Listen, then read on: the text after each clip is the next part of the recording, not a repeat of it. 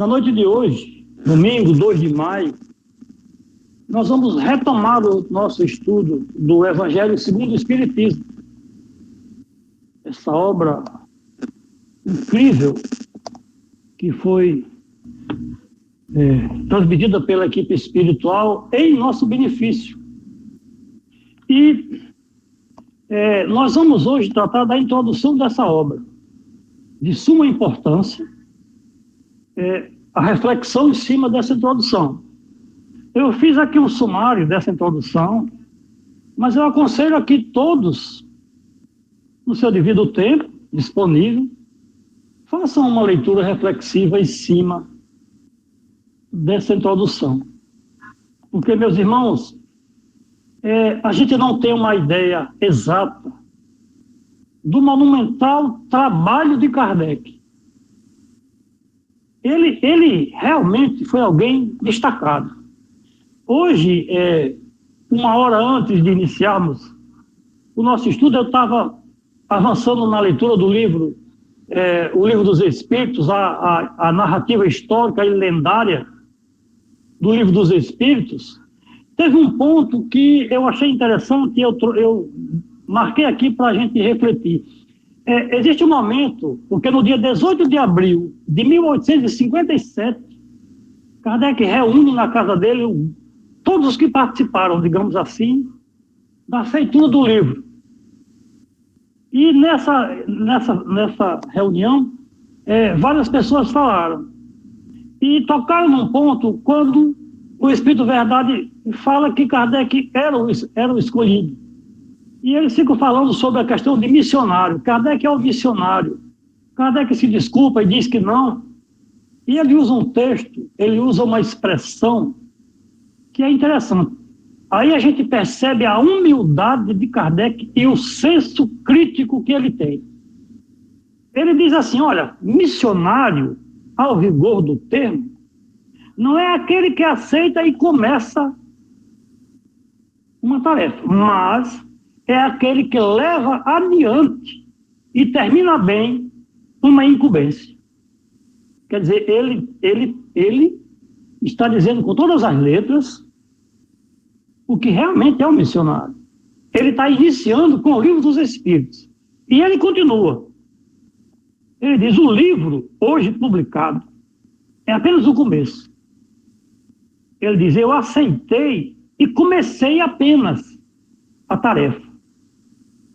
Segundo os próprios Espíritos, o livro de hoje não é senão a primeira página da religião do futuro.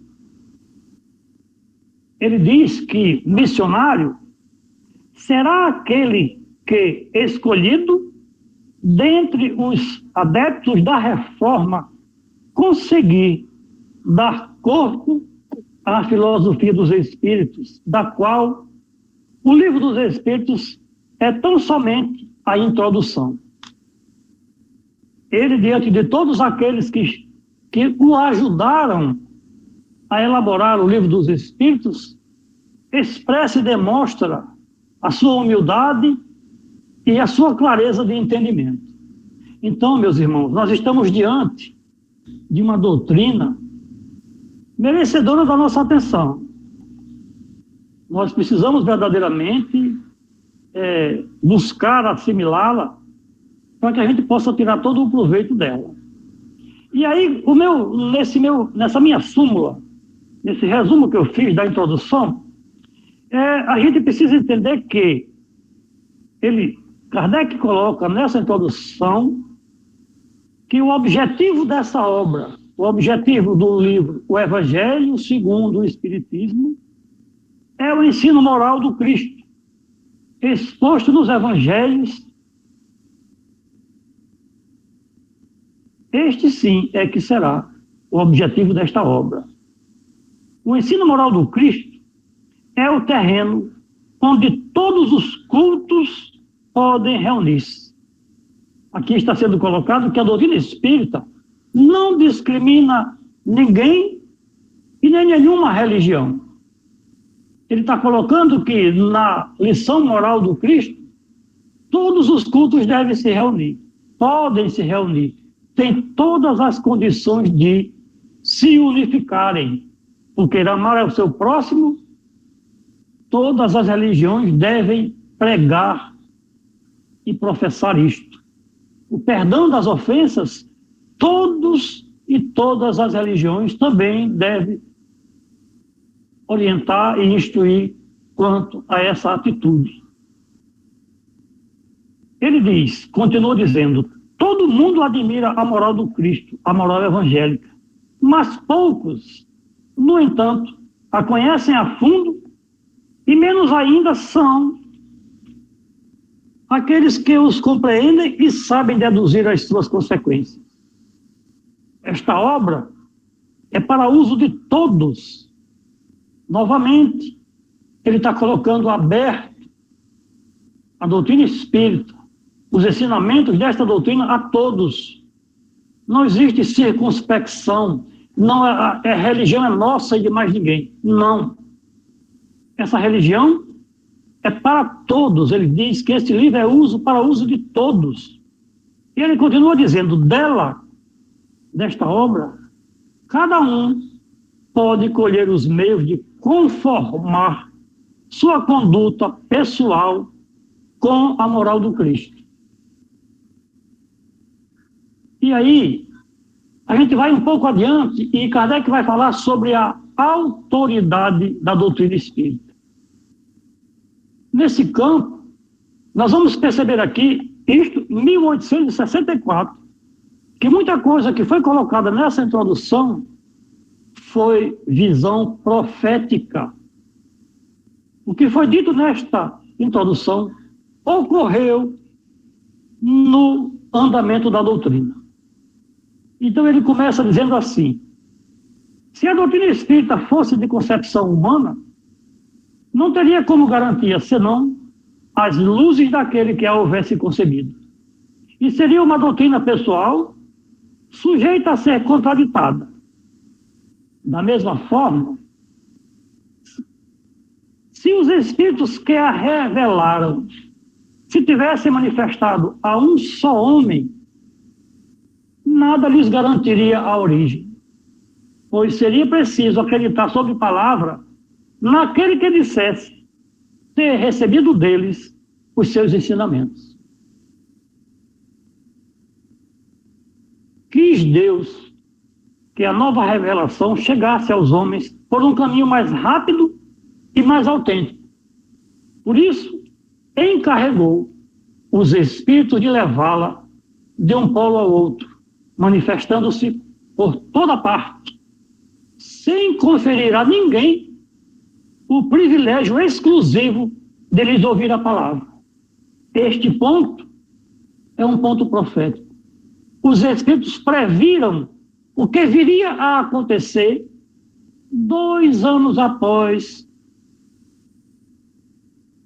o lançamento deste livro, o Evangelho segundo o Espiritismo. E eles continuam. Além disso, pode fazer-se desaparecer um homem, mas não se pode fazer que desapareçam as coletividades. Podem queimar-se os livros, mas não se podem queimar os espíritos. Nova profecia. O alto da fé em Barcelona. A queima dos livros de Kardec. Na falta de homens para difundi-la, haverá sempre os espíritos que atingem a todos e aos quais ninguém pode atingir. Se tivesse havido apenas um intérprete médium, novo ponto de profecia. Por mais favorecido que fosse o espiritismo, não seria conhecido em nossos dias. Essa universalidade do ensino dos espíritos faz a força do espiritismo. É aqui onde está a autoridade na doutrina dos espíritos, na universalidade dos seus ensinos. Ele continua, aí reside também a causa de sua tão rápida propagação. Também é uma vantagem de que não havia gozado ainda nenhuma das doutrinas surgidas até hoje. Não é essa, porém, a única vantagem que resulta da sua excepcional posição. Sabe-se que os espíritos, em consequência da diferença entre as suas capacidades, acham-se longe de possuir individualmente toda a verdade, que não é dado a todos penetrar certos mistérios, que o saber de cada um deles é proporcional à sua depuração, que há entre eles, como entre os homens, presunçosos e pseudo-sábios, que julgam saber o que ignoram, cultores de sistemas que tomam por verdades as suas ideias. Outro ponto profético. Também é sabido que os espíritos enganadores não têm escrúpulos em tomar nomes que não lhes pertencem, a fim de tornarem aceitas as suas utopias. Daí resulta que, com relação a tudo que esteja fora do âmbito do ensino exclusivamente moral, as revelações que cada um possa receber terão um caráter individual, sem cunho de autenticidade.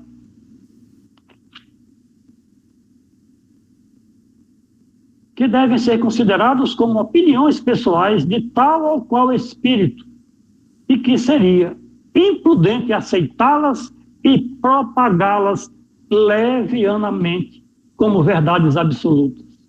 Novo ponto da profecia, que veio a se manifestar, a tomar corpo, a surgir 2 anos após o lançamento desse livro. O primeiro controle é incontestavelmente o da razão,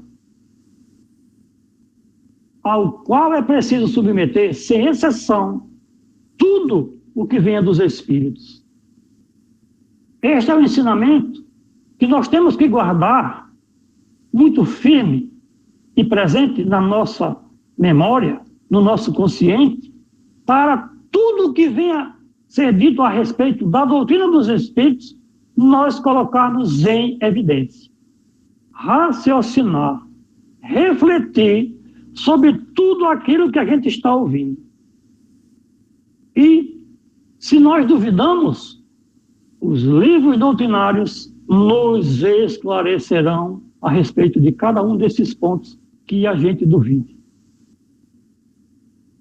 E ele continua. Toda teoria em notória contradição com o bom senso, com uma lógica rigorosa, com os dados positivos que se possuem, deve ser rejeitada, por mais respeitável o nome que traga como assinatura. Ainda em nossos dias, nós vemos isto acontecer. Mensagens sendo divulgadas por aí no nome de fulano, ciclano, beltrano.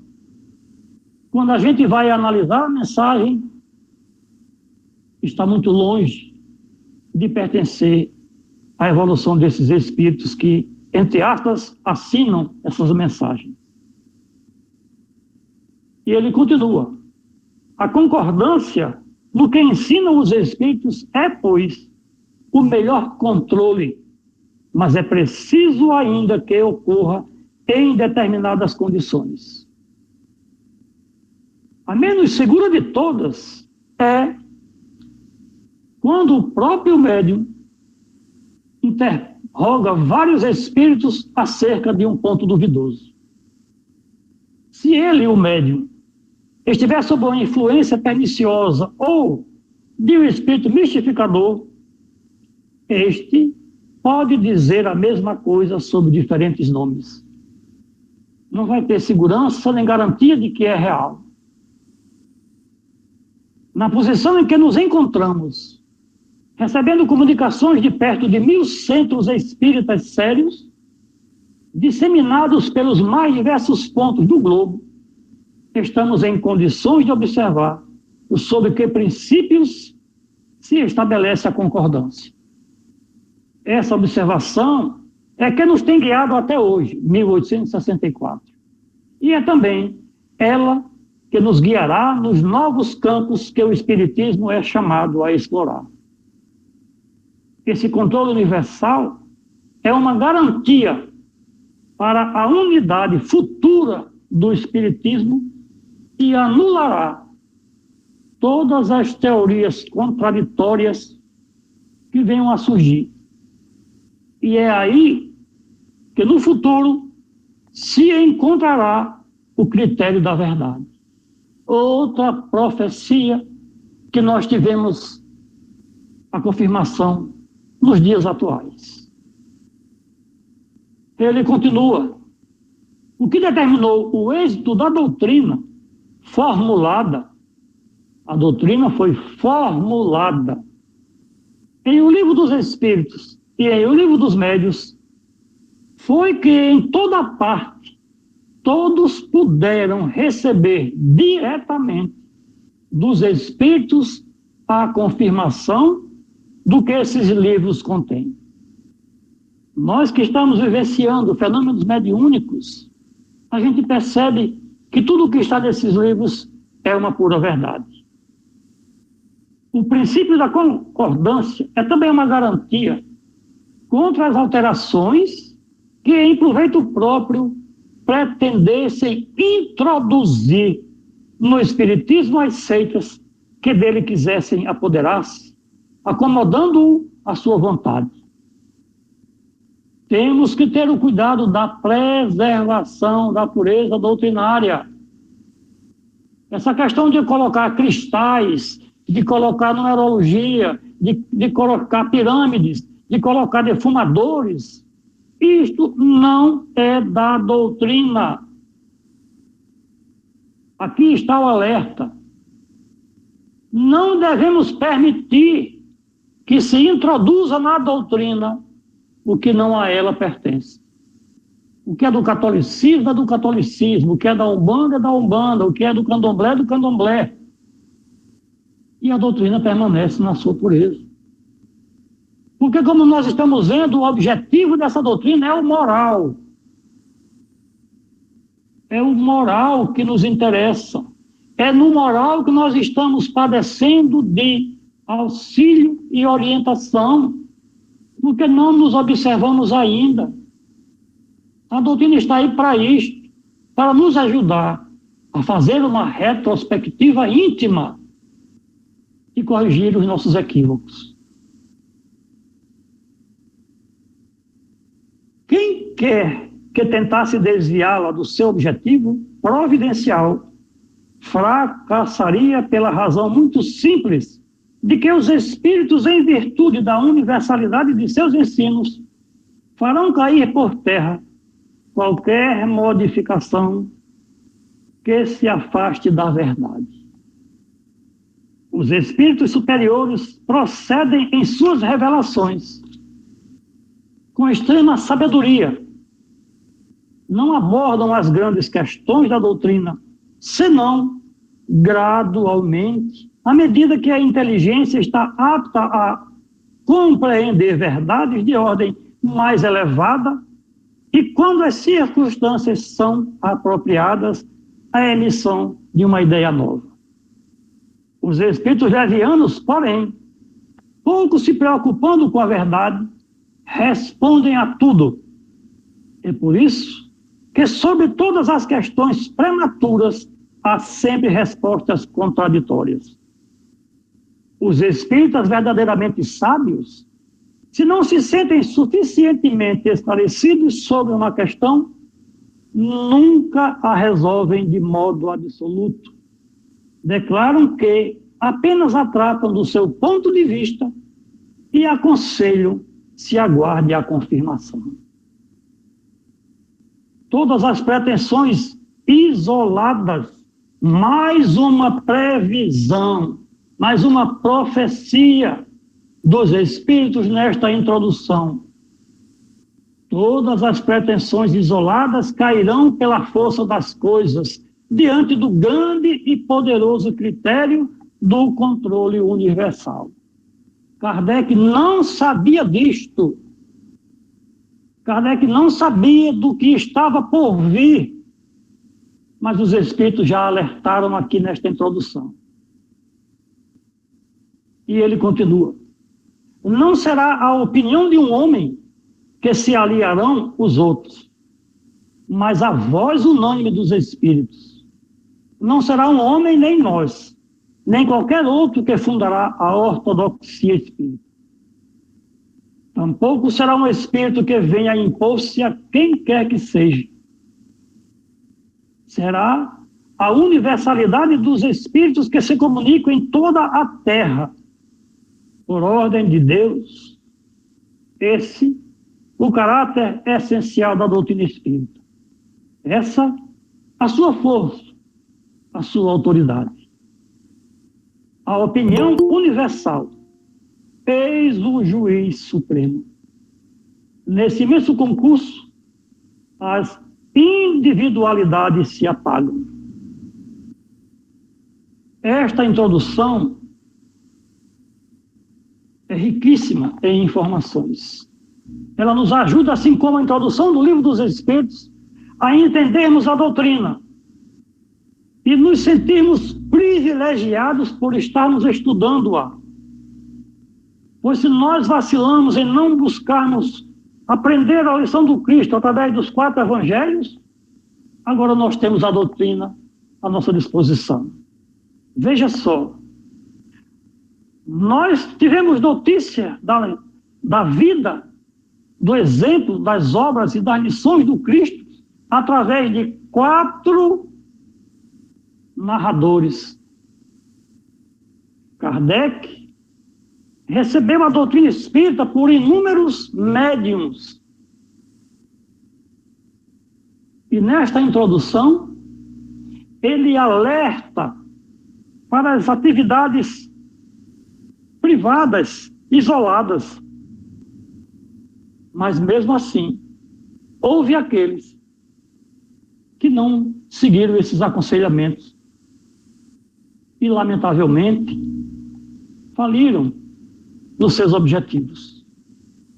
Que bom que nós temos essas instruções a nosso favor, para que a gente saiba separar o que é verdadeiramente doutrinário e o que não tem nada a ver com a doutrina dos Espíritos. Mas trata-se apenas de uma teoria pessoal,